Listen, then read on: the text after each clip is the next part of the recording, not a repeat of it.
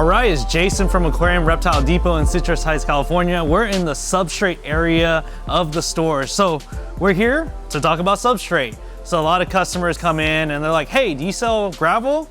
And like, yeah, but like, what's it for, right? So a lot of things kind of come to mind for us because we always think, is it just decorative? Is it for a planted tank? Is it for a saltwater tank? There's a lot of different substrates out there. So like most things that we do here, we have a lot of options. We get the right product for the right customer. So like I said, it depends on what you're trying to do. We have anything from color gravel all the way up to all the specialty stuff. So we'll kind of discuss about that right now and what the benefits of substrates are. So before we get into any of these specific substrates, substrate allows bacteria to live and have a home to live in actually. So doesn't mean you absolutely need substrate, but it does help your ecosystem out. Think about if you're in a river or you're in a lake, ocean. I mean, there's sand, there's dirt, and that's where bacteria lives. If you go what we call bare bottom without substrate, then that means you need to increase your filtration. That means that you need to have a lot of ceramic media for bacteria to live in. But if you have the substrate, then you don't need that. So as much, you still need it, but not as much of it to compensate for it. So we're gonna start with the most simple, basic stuff, gravel.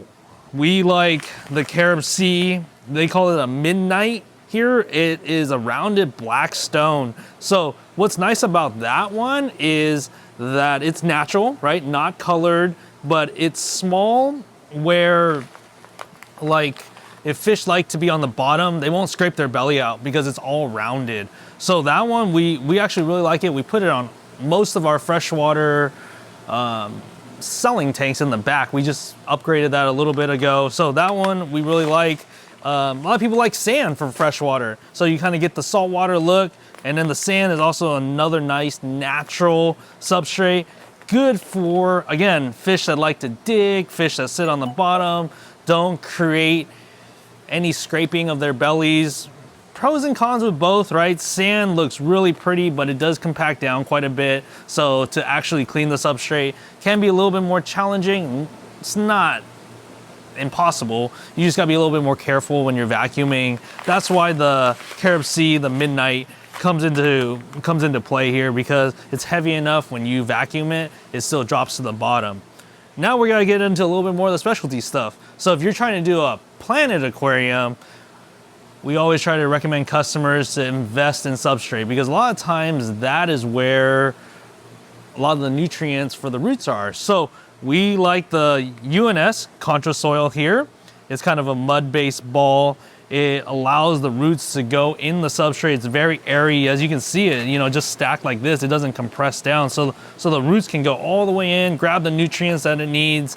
And yeah, that one you can just run by itself, or you can even cap it is what we call it. You can put a decorative rock or sand on top of it if you still want that look. But it's really pretty. We'll show you in our display tanks. We just kind of run it straight contra soil, and we like the look of it. You don't have to disturb this one too much as if you're doing plants and you don't want to mess with the roots. And finally, if you're doing a saltwater tank, we like to run Caribsea's live sand for it. This is the reef sand is what they call it. It's a little bit more of a coarse gravel or like kind of aragonite sand. So again, it's a little easier to clean. But what we found out that works really well is you actually mix the reef sand in with the Fiji pink too. So the Fiji pink is a little bit more of a fine sand, so you get the best of both worlds. So you get to create your own blend. This is kind of what we like, maybe a 2-to-1. So 2 bags of this, 1 bag of this. Some people do 1 and 1. So you get best of, again, both worlds where you kind of get the look of the sand and a little bit more of the coarseness, so it's a little easier to clean. You see all this water in here, so this is live sand. So what that does is, again, it's for bacteria. So bacteria is live in here, so when you put it into a brand new tank, it's gonna help your tank cycle a little quicker. So again, that's why we like the Caribsea reef sand, but we have other options. UNS also has a nice, they call it contra sand gravel. They have a lot of selection there too. Caribsea has more different types of natural gravel. Live sand, we have it in black. Some other options, they have Eco Complete for the planet. So we have a lot of different substrate. Even the color stuff, we don't have a lot of it, but we do have it. So for customers that want it and want the festivities or the color, that we definitely have it too for you. So yeah, a little breakdown of the sand that we have here. All right, now we have the Substrate in action in our Red Sea P500 planted aquarium here. You can see that we ran the UNS Contra soil here. So you see all the plants that get rooted in, for the most part, are doing pretty darn well. So we didn't cap it. You can kind of see it. It's really nice. It actually keeps it dark substrate, so it contrasts really well with the green plants, the red tiger lotus, the dwarf lilies, all the red. So yeah, this one came out really nice. We probably had it in here for about 2 years or so, and it's still holding up well. You don't want to agitate this one too much. Like I said, it's more of a dirt base, so the more you agitate it, the more you break it down, the more it actually turns into dirt. But if you don't mess around with it too much, it will keep the form of the circles and you won't need to add or change it out for quite some time.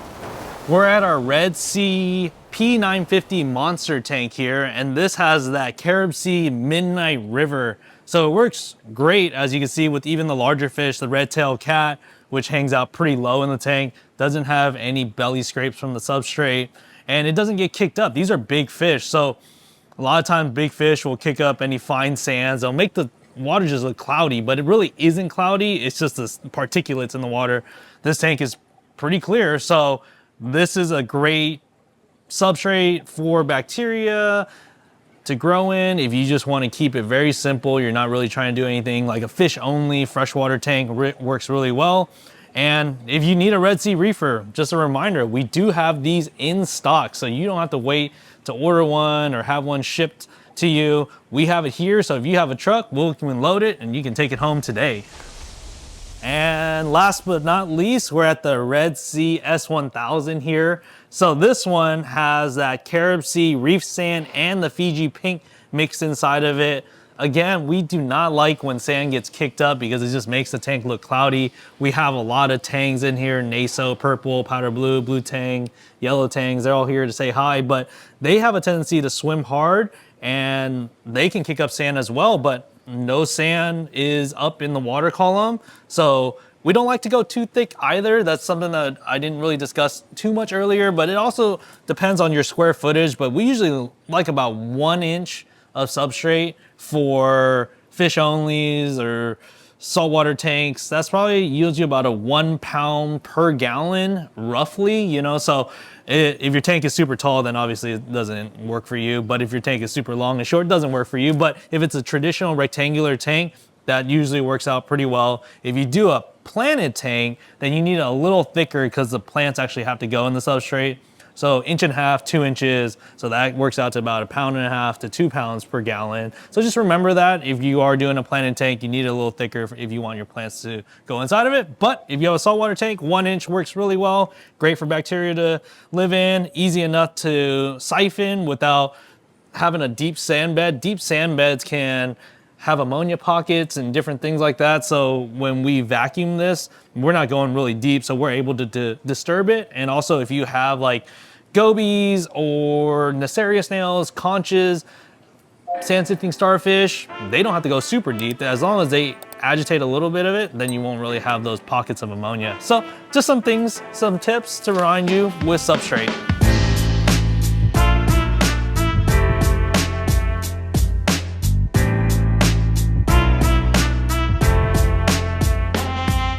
We didn't forget about our reptile lovers with the substrate for your reptile. So we got a few here. So this is Zilla. This is their walnut shells.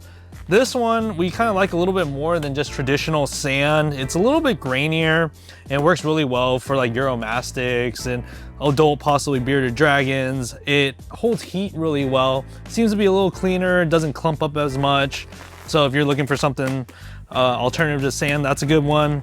We're a big dealer for ZooMed, so there's a lot of different ZooMed substrates that we have, but hey, the old traditional one, forest floor, cypress mulch, always really popular for ball pythons. You mix this in with the Eco Earth, the coconut fiber, it really creates a lot of good humidity for them. So for reptiles is the same idea as for the aquariums. Having the proper substrate is really critical for having the right environment for your animal. And then we have the bioactive from Galapagos. This one, as you can see, has a lot of different layers. This is the bark, this is sphagnum moss, and then the soil underneath it. Bioactive has been so popular as of late. That allows you to grow plants. We have house plants here. Just make sure it's safe for reptiles or whatever reptile that you have to get for it. We have isopods. We have a lot of different varieties of them now. So you can start a culture of that. And this is kind of what they like to live in. We have springtails. That's another good option if you want to create that bioactive. ZooMed has some good products as well. Reptile soil, the BioBlend. So yeah, if you're trying to take your tank bioactive, which means less maintenance for yourselves because the isopods and the springtails are supposed to eat some of the leftover waste and just create a proper ecosystem for whatever animal that you do have. We have a lot of different substrates. This is not all of it. I mean, we have a whole wall of it. So it just, again, depends on what type of animal you have. Just let the reptile specialist know, and then we can recommend what we like to use here, or you can see it in our tanks right behind us. We have them right in action here. So we'll go into that in a little bit here.